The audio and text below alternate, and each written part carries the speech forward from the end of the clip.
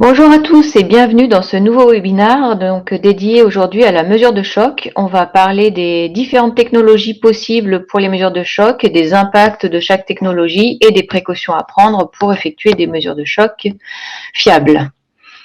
Aujourd'hui, nous sommes trois intervenants. Moi, je suis Maïwen Courbeau, je suis responsable marketing et digital au sein de PCB Piezotronics SA France. Je suis accompagnée de Philippe de Cordemois. Bonjour à tous, responsable du développement commercial de la marque Andefco et de la distribution pour PCB. Et de Luc Mijon. Bonjour à tous aussi. Pour ma part, je suis l'ingénieur application en support de l'Europe pour tout ce qui s'applique à Andefco. Voilà, chez PCB aussi. Donc, en termes d'organisation, vous pouvez voir qu'il y a un petit chat qui vous permet de poser des questions. Vous pouvez communiquer avec nous via le chat tout au long de la présentation. Vous aurez des réponses soit au fil de l'eau sur le chat, soit on fera une pause pendant la présentation et Philippe se chargera de faire les réponses. Donc, c'est Philippe de Cordemois qui présente aujourd'hui et Luc qui est préposé au chat. Je voudrais aussi en profiter pour vous inviter, pendant que la diapositive est affichée, à noter nos coordonnées. La présentation vous sera envoyée ultérieurement. Mais si à l'issue de la présentation, vous voulez directement nous contacter pour poser des questions supplémentaires que vous n'auriez pas posées pendant la présentation, c'est le moment de noter nos coordonnées. Merci Philippe pour cette intervention. Donc voilà, donc vous aurez toutes les infos plus tard, mais effectivement, si vous avez des questions que vous voulez poser rapidement, n'hésitez pas. Vous serez également rappelé à l'issue du webinaire par une personne de mon équipe pour avoir un petit peu votre avis sur le webinaire, comment ça s'est passé, nos axes d'amélioration, et si vous voulez échanger plus en détail avec l'un des intervenants ou avec votre interlocuteur commercial. Et ils vous enverront également en même temps tous les supports de présentation et autres documents dont on peut avoir éventuellement discuté pendant la présentation. Je vais faire juste un retour très rapide sur nous, qui sommes-nous. Aujourd'hui, PCB Piezotronics, nous sommes une filiale de MTS, donc MTS qui est leader mondial du système de test haute performance et de capteurs de précision, qui est une boîte américaine, cotée au Nasdaq, qu'on a intégrée en 2016. Nous-mêmes, nous sommes aussi une entreprise américaine, fondée en 1967 à Buffalo, aux États-Unis. Notre particularité, c'est qu'on développe et fabrique dans nos propres usines des solutions de mesure de grandeur physique. Donc, toute la R&D et toute la fabrication sont vraiment intégrées chez nous. Et nous, PCB Piezotronics SA, nous sommes la filiale française et nous existons depuis 2000 maintenant. Donc, nous distribuons les marques de notre maison mère sur le territoire français. Donc, nous distribuons et nous apportons également des services et des conseils autour de ces marques. Et donc depuis 2019, donc depuis un peu plus d'un an maintenant, la marque Andefco a intégré également le giron PCB Piezotronics. Andefco qui était très complémentaire de PCB, dans le sens où c'est également une entreprise américaine, donc de Californie pour le coup, fondée en 1947, et qui avait la même spécificité de développer et fabriquer dans ses propres usines des capteurs. PCB, on est plus centré historiquement sur le piezoélectrique, c'est vraiment le cœur de compétences historiques de PCB. Andefco a une très forte capacité sur tout ce qui est MEMS, avec des usines propres, et développe du coup des capteurs piézorésistifs et capacitifs.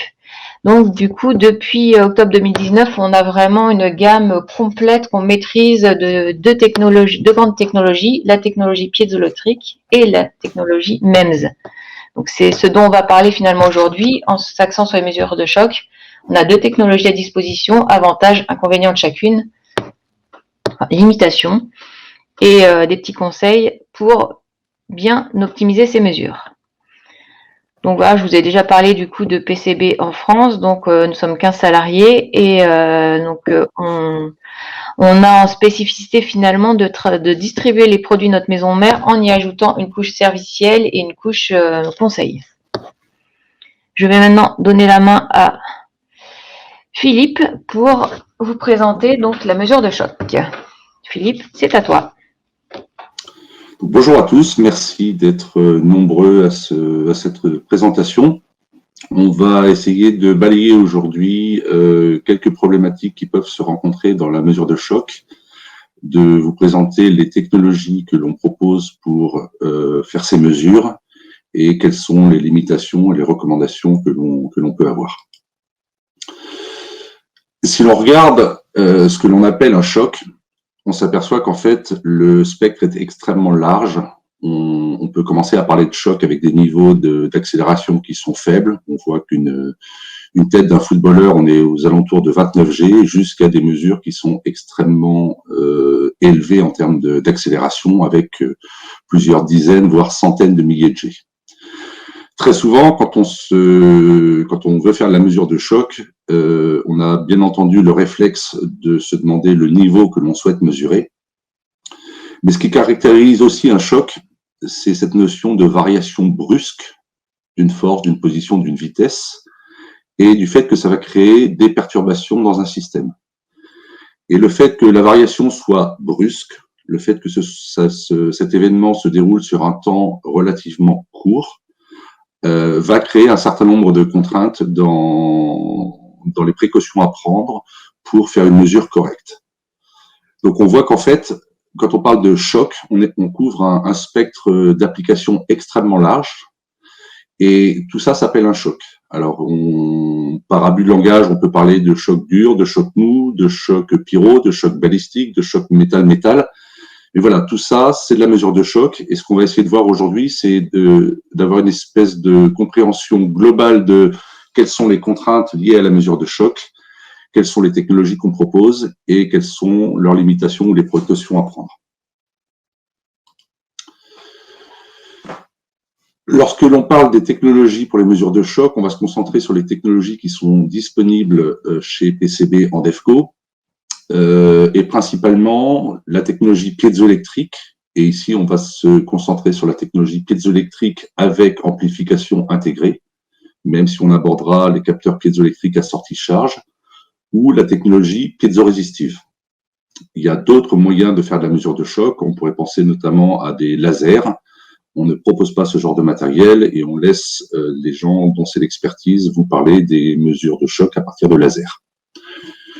Si on essaie de faire un rapide comparatif entre les deux technologies, et je vais juste faire un très rapide rappel, donc un capteur piézoélectrique, vous avez un élément piézoélectrique, un cristal ou autre, qui va générer des charges, et ces charges vont être envoyées vers un circuit de contre-réaction, qui est l'ampli intégré, qui va transformer ces charges en tension. Le capteur piézorésistif, lui, va utiliser une construction en silicium, MEMS, et va créer, va être un pont de Weston, et la sortie électrique va être proportionnelle à la déformation, ou au déséquilibre, pardon, du pont de Weston. Donc, quelles sont les principales différences de ces deux technologies appliquées au choc? La première, c'est qu'un capteur ICP, donc piézoélectrique avec ampli intégré, a une sortie amplifiée, donc une sortie pleine échelle de plus ou moins 5 volts. Lorsque un capteur piézorésistif va avoir une sortie pleine échelle de quelques centaines de millivolts. Donc on voit déjà qu'en termes de signal de sortie, on n'aura pas tout à fait la même chose. Le capteur ICP n'est capable que d'une réponse dynamique, donc il ne mesurera pas le continu, alors que le capteur piézorésistif, lui, va mesurer du continu et du dynamique. Si on regarde les gammes de mesures que l'on peut adresser, avec un capteur piézoélectrique, on va pouvoir aller à peu près jusqu'à 100 000 G. Le capteur piézorésistif, on a une gamme de mesures qui peut monter à 200 000 G.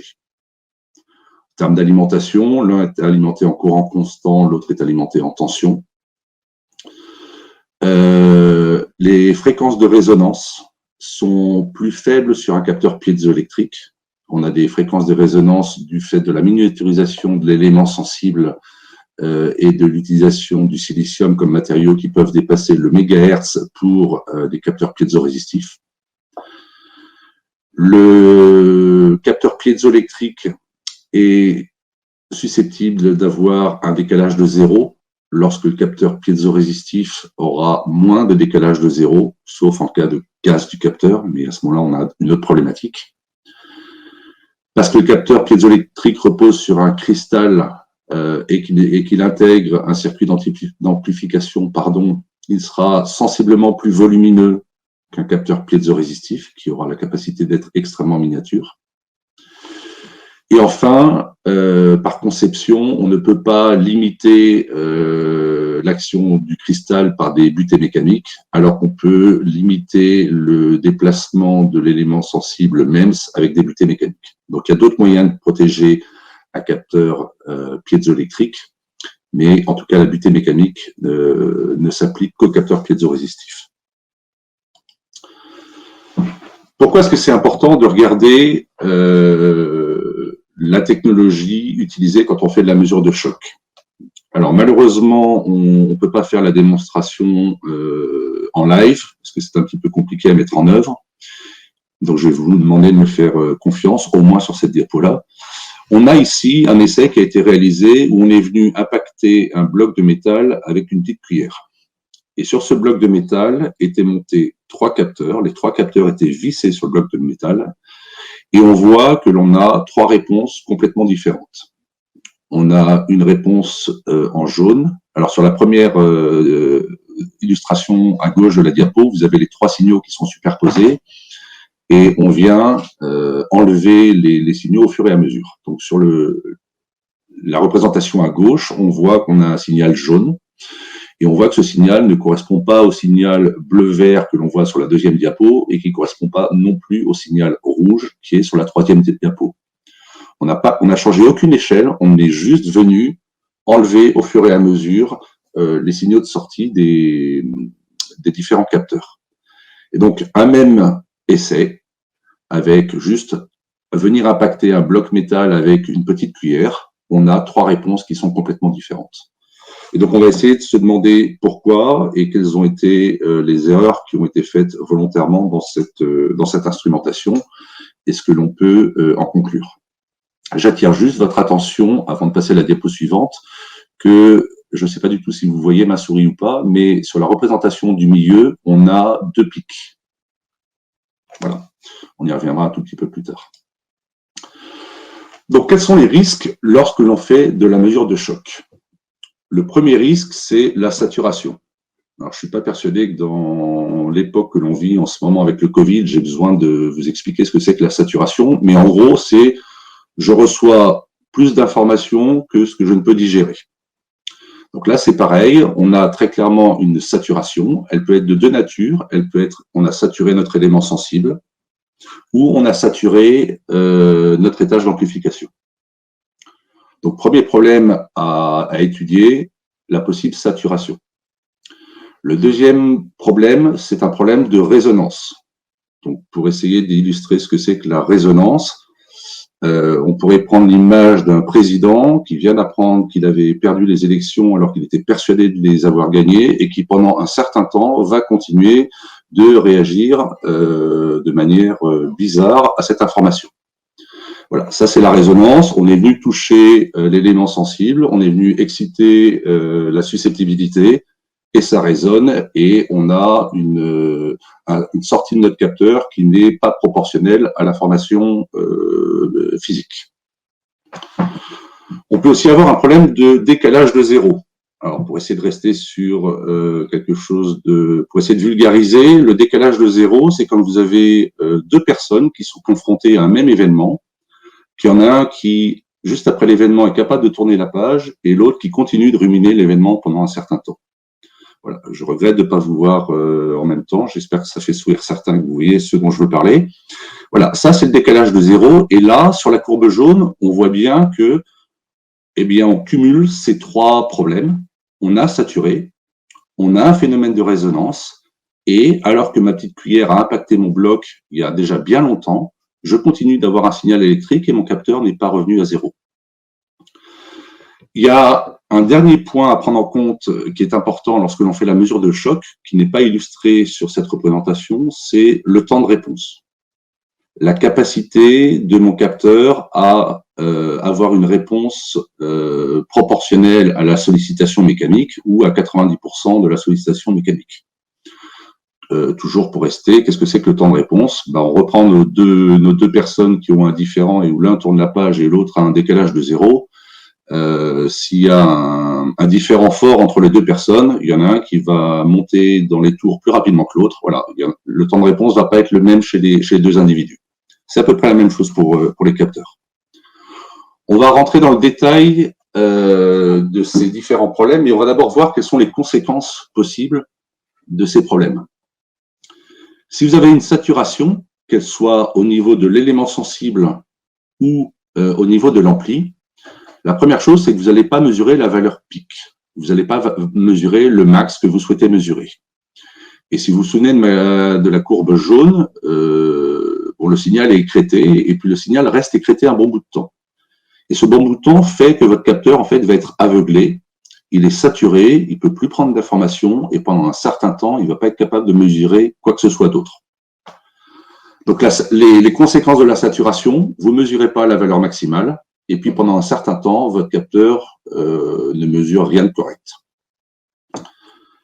Phénomène de résonance, vous venez exciter la fréquence de résonance de votre capteur, vous avez mal anticipé le contenu fréquentiel de votre choc, vous n'avez pas pris les précautions nécessaires pour protéger votre capteur, vous allez avoir une mesure qui va être amplifiée. C'est-à-dire que, en fait, ce que vous allez mesurer ne correspond pas du tout à la réalité physique de ce que vous souhaitez mesurer. Ce que votre capteur va vous donner, c'est la réponse qu'il fait parce que sa résonance est excitée. Et puis, vous avez un autre risque qui est que lorsque l'on vient exciter la résonance d'un capteur, on peut venir endommager son élément sensible. Le temps de réponse. Donc, le temps de réponse, encore une fois, c'est cette capacité à suivre de manière précise un front de montée. Et si le temps de réponse n'est pas correct, vous allez avoir une mesure erronée parce que votre événement va se passer, votre capteur va pas réagir tout de suite, puis quand il va commencer à réagir, une partie du choc sera déjà passée. Donc, la mesure que vous allez avoir au final n'est pas bonne. Vous risquez d'avoir un phénomène de ringing, c'est-à-dire d'oscillation. Et si par hasard, vous êtes dans une application où vous faites de la mesure de choc successifs, je pense par exemple à des gens qui travaillent dans l'armement avec des cadences de tir qui sont extrêmement élevées, si vous n'arrivez pas à mesurer proprement le premier pic, vous n'arriverez pas à mesurer le deuxième et vous n'arriverez pas non plus à mesurer la suite. Alors, il n'y a pas que le temps de réponse qui rentre en compte, il y a aussi le temps de retour à zéro, le temps de latence, mais le temps de réponse est quelque chose de vraiment important si vous souhaitez faire une mesure propre. Et particulièrement si vous intéressez non pas uniquement à la valeur max, mais surtout à caractériser le front de montée. Enfin, pour illustrer le problème de décalage de zéro, et le décalage de zéro est de loin l'un des problèmes les plus complexes, parce que lorsque j'ai saturé, ça se voit. Quand mon capteur résonne, en général, ça se voit aussi. Le décalage de zéro, il peut être complètement caché, et il est rarement aussi évident que sur la courbe jaune que je vous ai présentée tout à l'heure, où on voit très bien que pendant des secondes, le capteur n'est pas revenu à zéro. Donc le décalage de zéro, c'est quelque chose qui est vraiment vicieux, parce que ça peut être noyé dans l'information. Alors, on peut voir effectivement qu'une réponse n'est pas symétrique, et là, on peut se dire qu'il y a eu un décalage de zéro, mais ça peut aussi ne pas se voir du tout. Et l'exemple que je prends en dessous n'est pas un choc, c'est juste deux capteurs qui ont été montés sur une espèce de chariot qui est retenu par un ressort. On est venu comprimer le ressort, on a lâché le chariot et on regarde, et le chariot va venir osciller. Et on a mis deux capteurs de techno différentes. Ce qui est intéressant, c'est que quand on regarde la partie accélération, on voit pas bien d'ailleurs, mais on est censé voir que les deux sorties des capteurs, représentées en bleu et en rouge, sont assez identiques. Donc au niveau de l'accélération, on considère qu'on a une mesure correcte, on voit bien une oscillation du chariot. Par contre, il y a là un décalage de zéro qui est dû au fait qu'un des deux capteurs qui est utilisé ne passe pas le continu. Et là où ça devient réellement problématique, c'est si au lieu d'être intéressé par l'accélération, on est intéressé par la vitesse ou le déplacement, que l'on intègre ce signal. Le décalage de zéro qui n'est pas flagrant au niveau du signal d'accélération va créer des erreurs conséquentes en vitesse et en déplacement. Et on voit qu'une fois que mon chariot a fini de faire ses oscillations, eh bien, le capteur qui a un décalage de zéro il me dit que je continue d'avoir un déplacement exponentiel alors que mon chariot est à l'arrêt. Donc, problématique du décalage de 0, une mesure fausse, et puis potentiellement, si vous intégrez le signal, des erreurs significatives au niveau de la vitesse et du déplacement. Donc la première recommandation ici, c'est que dans les cas de mesure de choc, si vous êtes intéressé par intégrer le signal, il faut privilégier un capteur qui passe le continu. Comment est-ce qu'on adresse ces différentes problématiques, à moins qu'on fasse une rapide pause pour savoir si jusque-là tout le monde a suivi. J'entends que le chat crépite, mais je l'ai volontairement pas affiché pour pas être perturbé par toutes les questions. Luc, si tu peux juste me dire si il est nécessaire de faire une pause.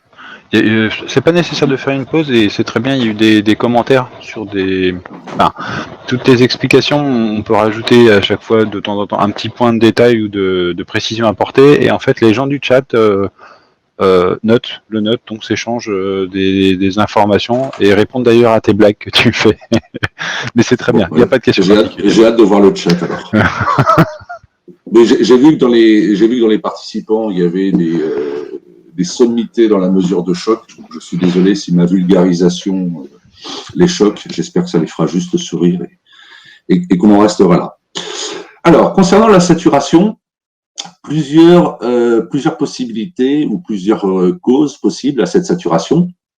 Et c'est le cas dans mon exemple de choc à la cuillère. Le capteur piézoélectrique que j'avais choisi n'était pas bien dimensionné pour la mesure que je voulais faire. Et donc, on voit que mon signal a saturé. Alors en fait, la saturation, elle peut venir d'un mauvais choix de l'étendue d'une mesure ou du fait qu'on a eu une étendue de mesure supérieure à ce que l'on prévoyait, ce qui n'est pas le cas de mon capteur piézoélectrique dans mon exemple de cuillère, ou du fait que je suis venu exciter la fréquence de résonance. Vous pourrez revoir les valeurs mesurées dans mon choc à la cuillère. Les valeurs étaient largement dans les capacités du capteur piézoélectrique. Simplement, comme on est venu exciter sa résonance par un impact métal-métal, eh bien, la sortie de mon capteur n'est plus du tout proportionnelle et on a complètement overshooté ce que l'on aurait dû mesurer. Donc, les remèdes possibles pour éviter la saturation, le premier semble évident, simple, alors qu'en fait, il faut pour ça savoir quelle est l'étendue exacte que l'on veut mesurer et sélectionner une étendue de mesure supérieure. Voilà. La deuxième chose que l'on peut faire, c'est faire un filtrage électrique. Donc, on voit sur les deux graphes de droite qu'en fait, quand on réalise un filtrage, il peut y avoir deux raisons. Soit on maîtrise parfaitement la réponse en fréquence du capteur, donc on sait à quelle fréquence de résonance, quelle est la fréquence de résonance du capteur, et on peut faire un filtrage pour essayer d'étendre la gamme de fréquences utilisables. Donc on vient faire un filtre qui est en gros l'inverse de ma réponse en fréquence, et la combinaison des deux va faire une réponse un petit peu plus plate. Mais on voit que on n'évite pas la résonance. Et que la sortie filtrée va résonner, elle va juste permettre d'être plus plate plus longtemps. Une autre raison pour laquelle on peut être amené à faire du filtrage, c'est minimiser justement la saturation de l'ampli. Et là, on voit que la résonance est toujours là, simplement comme le signal a été filtré, eh bien, on ne va pas saturer notre amplificateur puisque le signal va rester dans un domaine que l'amplificateur peut accepter.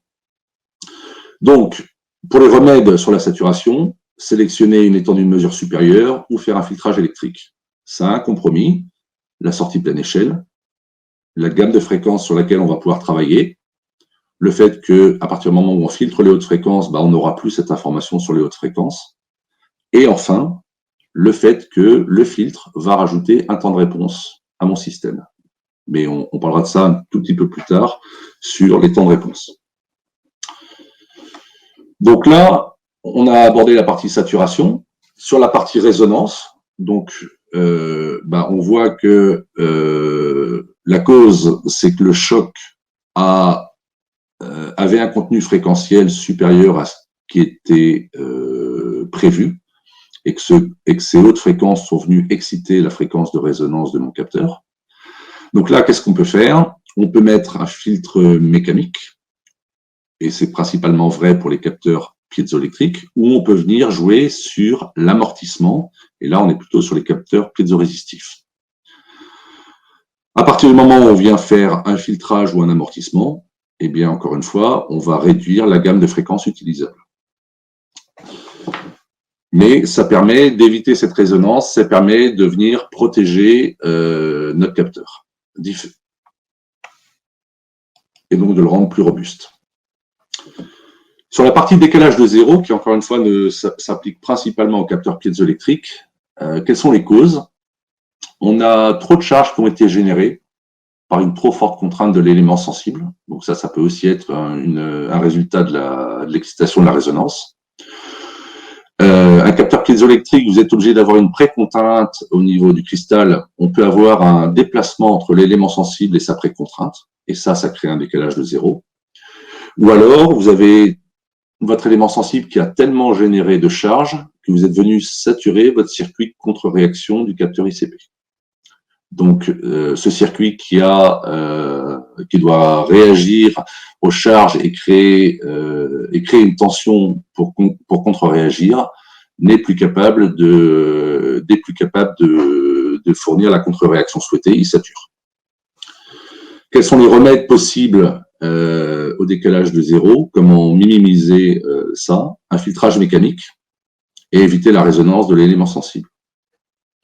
Par contre, pour faire un filtrage mécanique, et vous avez là un exemple de filtre, on vient mettre des amortisseurs, donc c'est souvent à base d'élastomère, et le fait qu'on vienne utiliser ces amortisseurs, on va venir changer la gamme de température dans laquelle on peut utiliser notre capteur, et encore une fois, on va avoir un temps de réponse dû au filtre.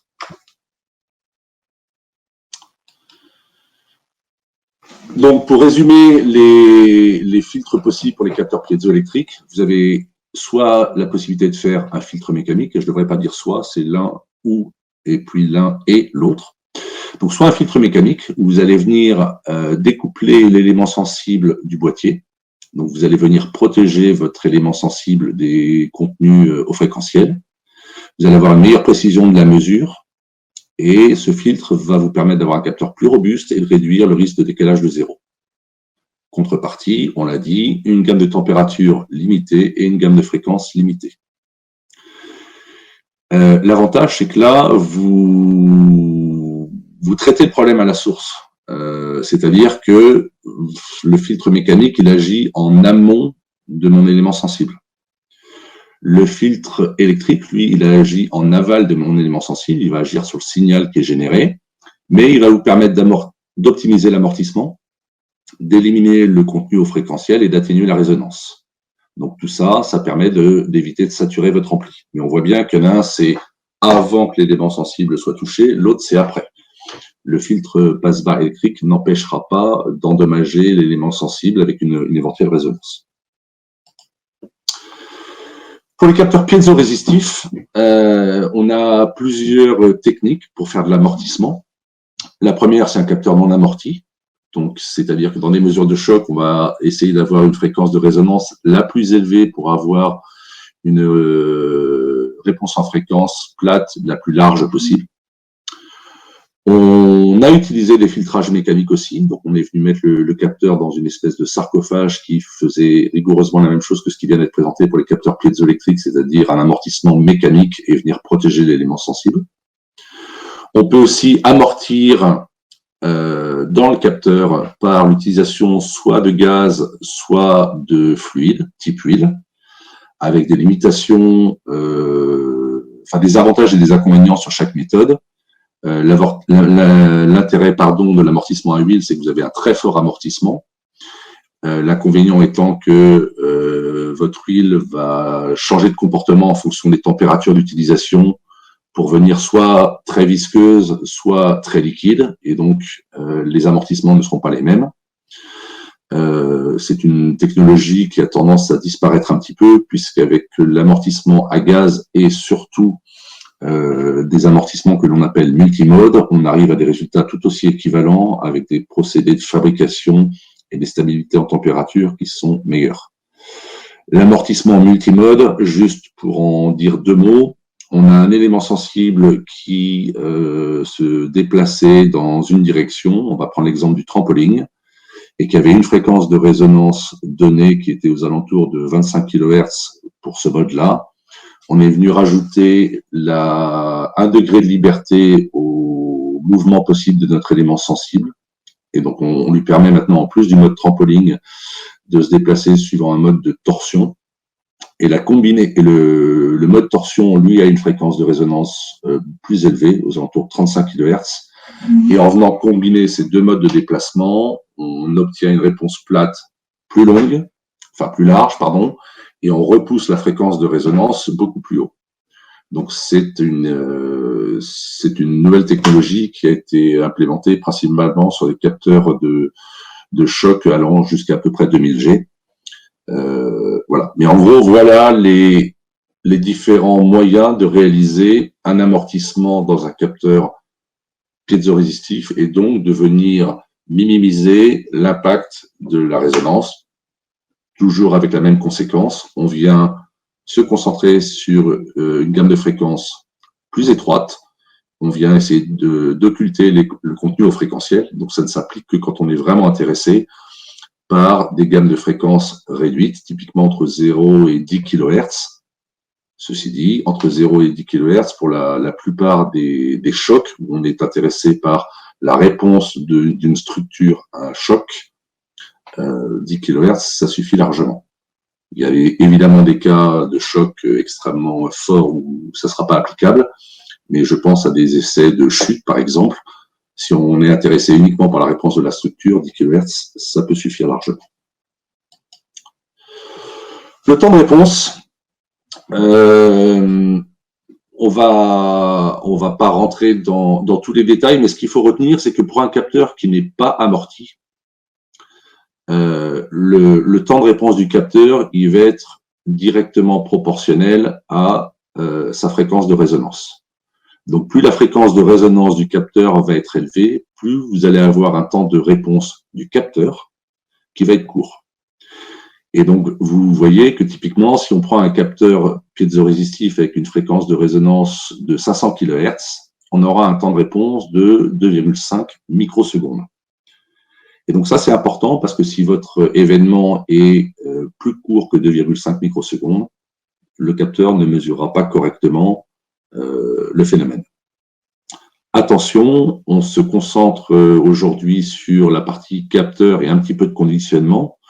On ne parle pas de système d'acquisition, on ne parle pas d'enregistreur. Lorsque l'on fait de la mesure de choc, certes, le temps de réponse du capteur est important, mais si vous voulez faire une mesure correcte, il faut que le temps de réponse de votre système soit adapté. Et le temps de réponse du système, c'est la racine carrée du carré des temps de réponse des différents composants.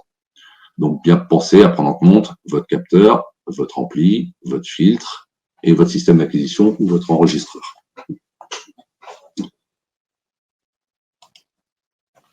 On va regarder rapidement et ça va illustrer un petit peu tout ce que l'on vient de dire, les performances des principaux capteurs piézoélectriques. Je me suis concentré là sur les capteurs haut niveau parce que c'est là où c'est le plus parlant, je trouve, avec filtre mécanique et électrique. Donc, on voit qu'on a des sensibilités qui sont relativement élevées. On va avoir cette sortie pleine échelle de plus ou moins 5 volts. On voit qu'en termes de gamme de mesure, on est capable de monter jusqu'à 100 000 G, ce qu'on disait en début de présentation. Par contre, on voit bien que le fait d'avoir à la fois un filtre mécanique et électrique, on va avoir des réponses en fréquence qui vont être limitées, qui ne descendent pas jusqu'au continu et qui vont être de l'ordre de 4 Hz à 10 kHz. Même si l'élément sensible, le cristal de mon capteur, a une fréquence de résonance de 100 kHz, le fait d'avoir rajouté un filtre mécanique et un filtre électrique vient limiter cette gamme de réponses en fréquence plate. On voit aussi la limitation en température, où on est limité à 66 degrés, principalement du fait du filtre mécanique. Et on voit qu'en termes de masse, on a des capteurs monoaxes qui sont aux alentours de 4 à 5 grammes, et que sur du capteur triaxe au niveau, on est plutôt aux alentours de 27 grammes. On y reviendra, mais la masse du capteur est quelque chose à prendre en compte aussi dans la mesure.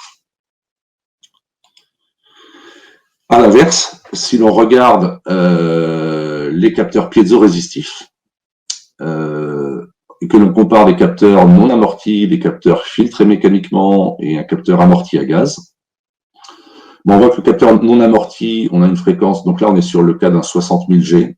J'en profite pour dire que le 60 000 G qui était chez Andefco classé ITAR a été déclassifié et n'est plus ITAR. Donc c'est un produit qui est maintenant EAR 99 et qui n'a plus besoin de licence d'exportation. Ce qui explique que je puisse partager maintenant ces informations-là et que je me sois concentré sur le 60 000 G et pas sur un capteur 200 000 G. Fin de la parenthèse. On voit qu'un capteur non amorti, on va avoir une réponse en fréquence à 5% extrêmement large, jusqu'à 100 kHz, une fréquence de résonance très élevée, 700 kg, et une limite en choc qui va être 3 fois l'étendue initiale. On voit aussi que la gamme de température dans laquelle on peut utiliser le capteur est plus élevée que son collègue amorti, filtré mécaniquement, qui lui sera limité à 66 degrés.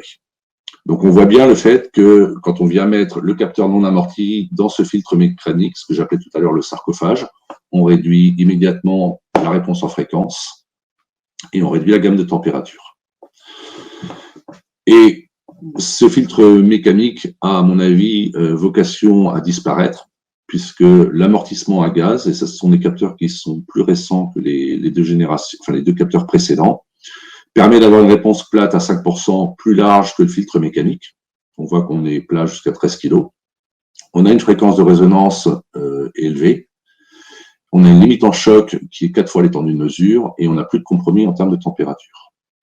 Donc il n'y a pas réellement, et en plus, la masse du capteur est beaucoup moins importante que la masse du capteur plus son filtre mécanique. Donc beaucoup d'avantages au capteur, je vais y arriver, amorti à gaz, c'est moi qui commence à être amorti par rapport au capteur filtré mécaniquement. Une fois qu'on a dit ça, quelles sont les recommandations que l'on peut faire?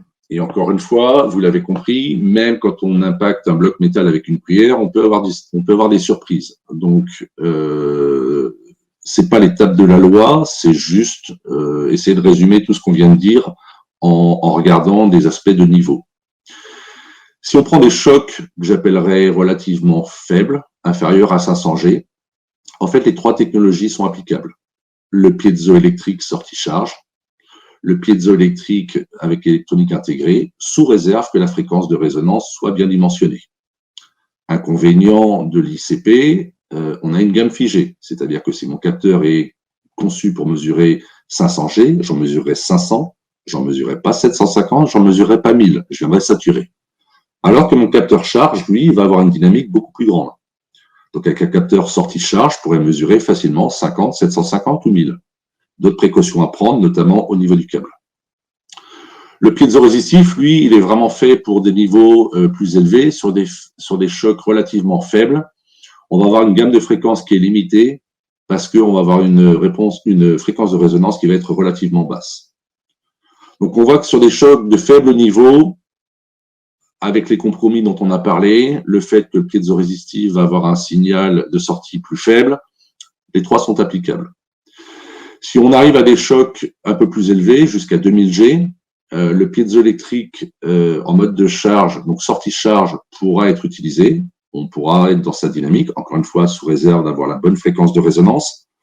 Mais attention, on peut récupérer du bruit au niveau du câble. C'est ce qui s'appelle l'effet triboélectrique, et ça nécessite de prendre des câbles traités contre l'effet triboélectrique d'une part, et d'autre part de bien prendre les bonnes précautions pour que le câble ne vienne pas fouetter pendant le choc, sans quoi je vais récupérer du bruit que je ne saurais pas forcément dissocier de la sortie de mon capteur. On peut utiliser du piézorésistif avec ou sans amortissement en fonction de ce que l'on cherche à voir. Est-ce que l'on cherche à se concentrer sur des basses fréquences ou est-ce qu'au contraire, on veut voir un spectre en fréquence plus large?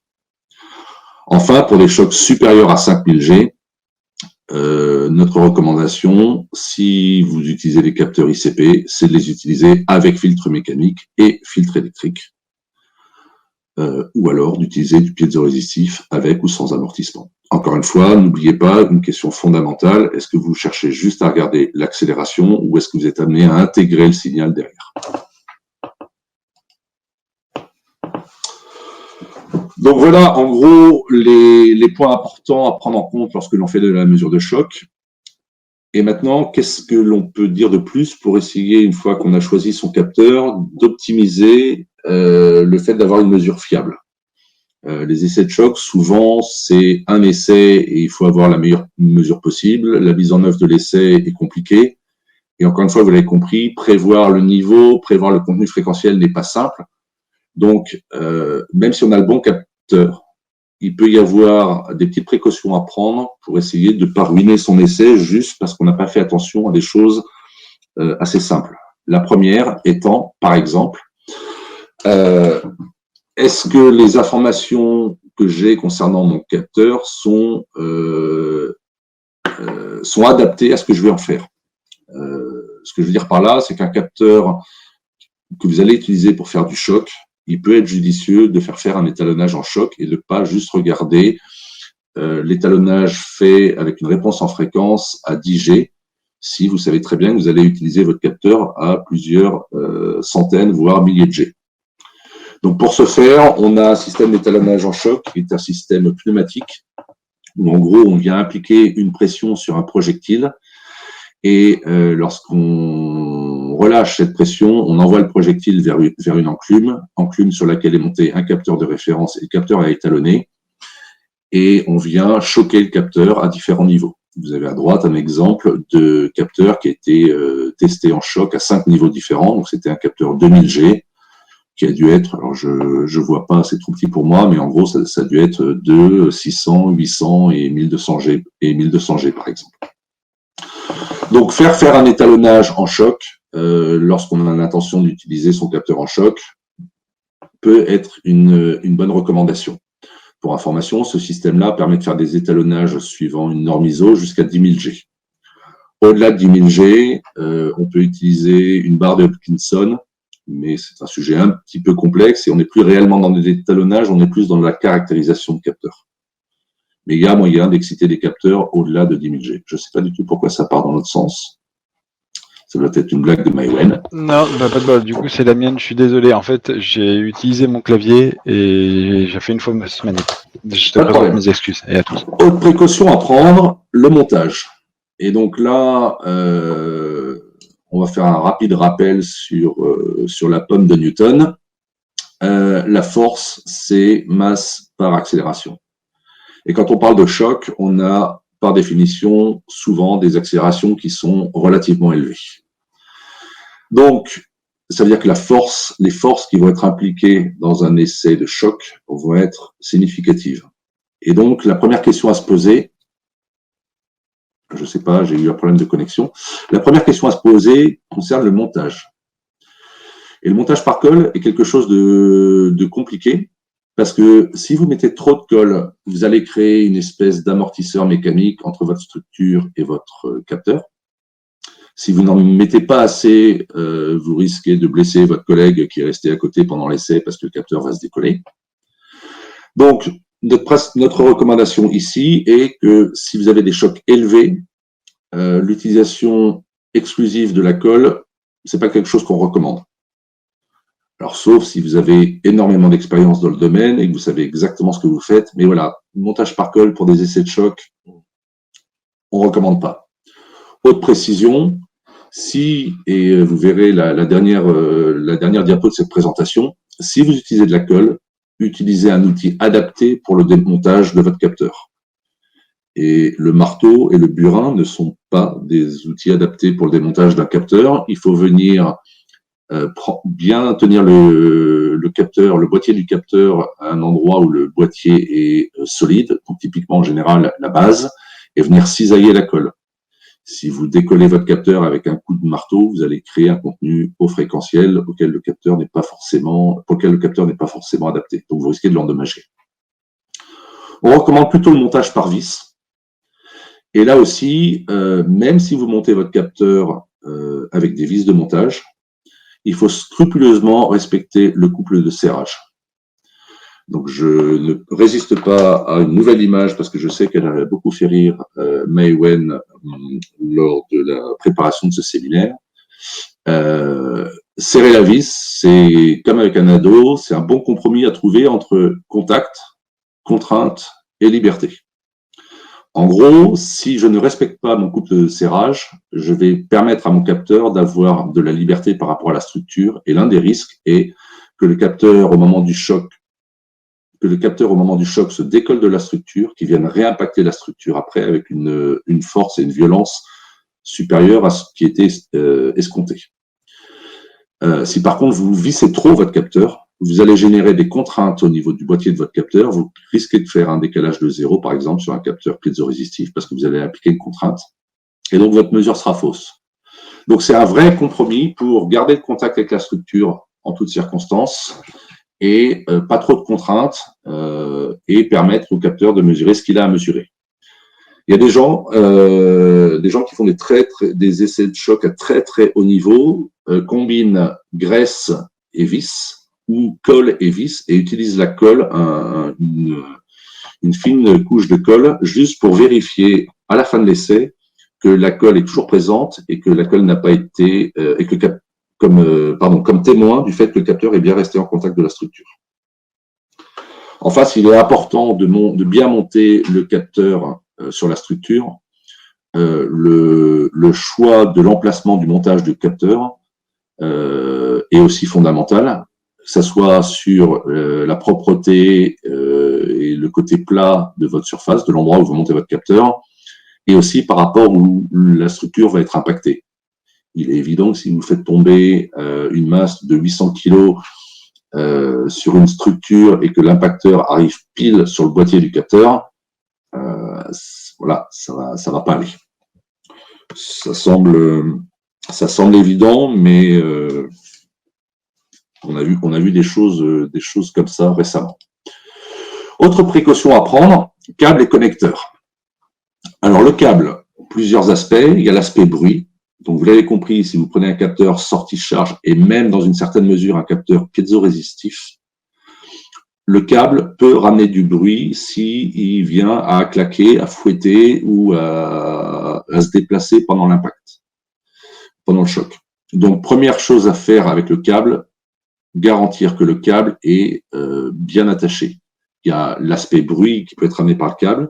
Il y a aussi le fait que le câble va être soumis aux mêmes accélérations et donc va appliquer une force sur votre connecteur et que le connecteur du câble et le connecteur du capteur ne sont pas faits pour retenir, pour supporter ces forces-là. Donc il faut essayer de bien fixer son câble. Dernier point, très souvent, on a vu, pas très souvent, mais fréquemment, on a vu des personnes qui utilisaient des capteurs avec des longueurs de câble très supérieures à ceux dont ils avaient besoin et faire une espèce de petit torron de câble pour pas avoir à couper le câble et venir fixer ce torron de câble. Attention, en faisant un petit torron de câble, vous venez concentrer de la masse à un endroit et sous l'accélération, vous allez créer une force significative à cet endroit-là. Donc, recommandation, si c'est possible dans votre essai, essayez d'adapter la longueur du câble à votre besoin réel jusqu'à rejoindre votre ampli et ne pas faire de boucle avec votre câble entre les deux parce que vous allez créer une zone de contrainte possible au niveau du câble. Autre point important, le choix du connecteur. Je vais mesurer quelques milliers de G, j'ai donc besoin d'un connecteur robuste. Soit, mais attention, un connecteur robuste, c'est souvent un connecteur lourd. Et un connecteur lourd, F égale M fois A, va créer une force plus importante qu'un connecteur très léger sous la même accélération. Donc, est-ce qu'il faut prendre un connecteur robuste ou un connecteur léger? Il y a vraiment deux écoles. Ça dépend où va être votre connecteur. Il est évident que si votre connecteur il est sur votre système d'acquisition qui est déporté et à 2,50 m de votre tour de chute, pas de problème. Si par contre vous avez une rallonge ou un câble où votre connecteur va être sur un ampli qui est lui-même intégré sur la structure qui va avoir le choc, il peut être judicieux de privilégier un connecteur léger pour minimiser les forces que le connecteur va venir générer au niveau de votre câble. Je me suis trompé de bouton. Diapo suivante. Ne jamais sous-estimer le niveau. Et là, je vais partager une expérience qui est extrêmement récente, puisqu'elle date de moins de 2 semaines. On a sur ces différentes représentations un capteur conçu pour mesurer, un capteur piézoresistif, conçu pour mesurer 2000 G, pleine échelle, sans amortissement, qui est monté sur une interface que l'on utilise pour faire de l'étalonnage. Et il est monté par l'intermédiaire de 2 petites vis. Et on a découvert récemment que le fait d'utiliser une clé Allen, et le simple fait d'utiliser la clé Allen dans différentes configurations, pouvait générer, par l'intermédiaire des vis, des chocs de niveau à peine croyables. Donc vous voyez que dans la première diapo, si on prend la clé Allen et que l'on met sa plus grande longueur en contact direct avec la vis, on est arrivé à mesurer jusqu'à 11 000 G, juste en essayant de dévisser le capteur. Je rappelle que le capteur est fait pour 2000 G. On voit que si par contre, on fait la même opération en tenant le capteur et en tenant l'interface, en gros, en faisant un filtre mécanique avec les doigts, ce niveau d'accélération descend à 3500 G. Toujours au-delà de la gamme pour laquelle le capteur a été conçu. Enfin, si on retourne la clé et qu'on l'utilise suivant son plus petit côté ou qu'on utilise un tournevis, on n'est pas arrivé à recréer de choc. Donc, ce que je veux dire par là, c'est que la mesure de choc, c'est pas un sujet simple du tout, et que là, on voit que les niveaux qui sont mis en jeu peuvent être très supérieurs à ce que l'on aurait pu imaginer, et il en est un peu de même sur les contenus fréquentiels. D'où l'importance de prendre toutes les précautions dont on vient de parler. Et je m'arrêterai là en ouvrant pour des questions et en vous remerciant pour ceux qui sont encore là de votre attention.